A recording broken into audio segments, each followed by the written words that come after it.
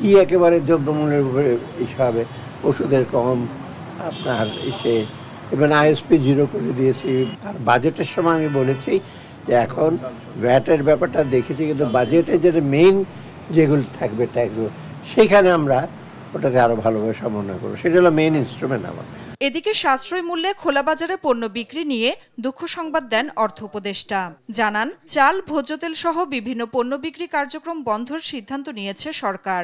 এইটা আবার একটা ইস্যু আছে, একেবারে যে সাধারণ মানুষ, কারণ এত সাবসিডাইজ রেটে দেওয়া হয়, আপনি দেখবেন অপেক্ষাকৃত ভালো লোক লাইনে দাঁড়ায়। ওইটা এখন ওই প্রেক্ষিতে ওইটা দিয়ে দ্রব্যমূল্যের যে ইস্যুটা আছে সেটাকে আপনার ইস্যু করা যাবে না। এছাড়া বর্তমানে বাজারে চালের দাম সহনীয় পর্যায়ে রয়েছে বলেও জানান অর্থ উপদেষ্টা। বলেন, সরবরাহ পদ্ধতিতে কিছু জটিলতার কারণে মাঝে চালের দাম বেড়েছিল। চাষাবাদে ঘাটতি মেটাতে ইউরিয়া সার আমদানির সিদ্ধান্ত নেওয়া হয়েছে। চালের দামটা তো কিছুটা কমেছে কয়েকদিন আগে, কিছুটা, অন্যগুলো মোটামুটি সহনীয়।